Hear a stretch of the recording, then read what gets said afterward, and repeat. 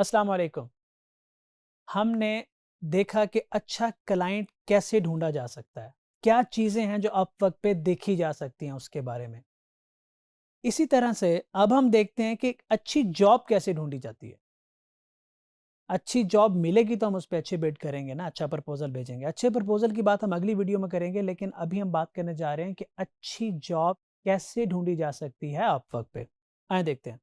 अच्छा क्लाइंट को आइडेंटिफाई करने के लिए जो हमने एक लिंक ओपन किया था उसी को कंटिन्यू करते हैं हम और देखते हैं कि अच्छी जॉब में क्या चीज़ें देखी जाती हैं। तो हमने ये लिंक ओपन किया था उस वक़्त।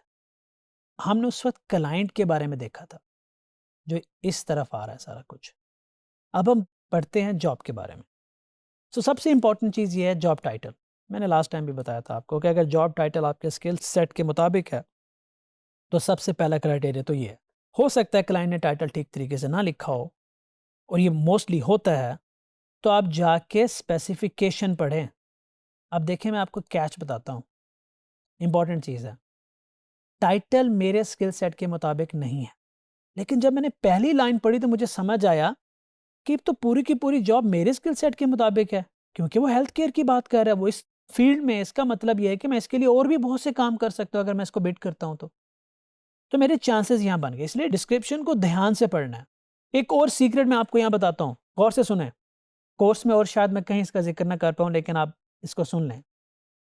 जॉब के दौरान क्लाइंट आपको कहता है कि एक सीक्रेट कीवर्ड मेंशन कीजिएगा जब आप प्रपोजल लिख रहे हो। फॉर एग्जांपल वो कहता है कि start with Lahore, type Lahore at the start. पता है क्यों कहता है? क्लाइंट ये जानने की कोशिश करता है क्या आपने पूरी डिस्क्रिप्शन पढ़ी भी है या ऐसी टाइटल देख के उठा के बिड कर दी है। इसलिए वो एक छुपा हुआ अल्फाज रख देता है अपने बिड के अंदर। और जब आप वो मिस कर जाते हैं, अगर आप वो मिस कर जाते हैं, तो वो पहली लाइन पढ़ता है और उसको समझ आ जाता है इस बंदे ने मेरी जॉब पढ़ी ही नहीं है, तो वो आपको कंसीडर ही नहीं करेगा।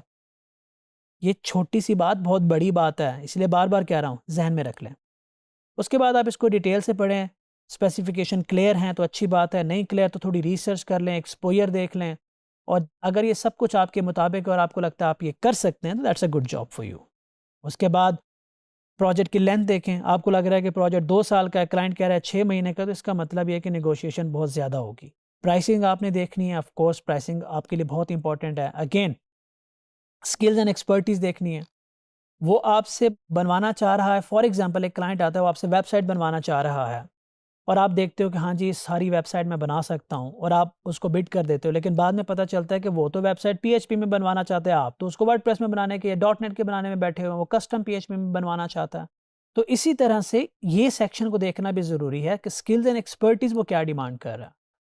हो सकता है कि आपके पास वो स्किल्स एंड एक्सपर्टीज़ ना हो, लेकिन आपको लगता है कि जो क्लाइंट डिमांड कर रहा है वो ठीक नहीं है, तो आप बिल्ड करके क्लाइंट को एजुकेट कर सकते हैं। देखें जी, आप जो चीज़ कस्टम पीएचपी में मांग रहे हो वो डॉट नेट में अच्छे तरीके से बन सकती है। जो डिज़ाइन आप कोरल ड्रॉ पे मांग रहे हो वो फोटोशॉप में अच्छे तरीके से बन सकता है। तो इस तरह आप क्लाइंट को थोड़ा एजुकेट कर सकते हैं। और उसके बाद इस सेक्शन को देखना है, ये सारे ग्रीन होने चाहिए। देखें ये है ब्रेड है, इसका मतलब ये है कि जब आप बिड करेंगे इस प्रोजेक्ट पे तो क्लाइंट आपकी बिड कंसीडर ही नहीं करेगा, क्योंकि उसने क्लियरली बताया हुआ है, क्वालिफिकेशन क्राइटेरिया है कि आपका ताल्लुक यूरोप या अमेरिका से होना चाहिए। अगर नहीं है, यूर आउट। आपके बिड और आपके कनेक्ट्स दोनों वेस्ट हो गए। तो इस तरह से ये भी जॉब का पार्ट है, ये स्किल जॉब का पार्ट है। स्पेसिफिकेशन की डिटेल, जॉब टाइटल और फिर क्लाइंट की हिस्ट्री, क्लाइंट के पेमेंट्स, क्लाइंट की value on the Upwork, client के स्टार्स, और फिर नीचे जाके क्लाइंट के बारे में लोग क्या कह रहे हैं, वो कितने कितने का काम देता है, वो कितना कंसिस्टेंट है। इस पूरे पेज को एनालाइज करके जब आप बिड करेंगे, चांसेस ज़्यादा हैं कि आप प्रोजेक्ट विन करने के बाद उसको लंबे अरसे तक रिटेन कर पाएंगे। पर अगर आप ये चीज़ें इग्नोर करोगे तो रिटेंशन रेट आपका गिर जाएगा, तो आपके लिए बहुत मुश्किल हो जाएगा आप वर्क पे सर्वाइव करना। Be very careful. तो आपने देखा, और एक बात आपको समझ आ गई होगी कि जो अच्छी जॉब है वो सिर्फ जॉब स्पेसिफिकेशंस नहीं होती। क्लाइंट हिस्ट्री, अच्छा क्लाइंट, रेलेवेंट जॉब आपके स्किल सेट के साथ मिला के एक अच्छी जॉब बनती है। इमेजिन कि आपको एक ऐसी जॉब मिली जो एग्जैक्टली आपके स्किल सेट के मुताबिक है, पर आपने क्लाइंट हिस्ट्री देखी ही नहीं।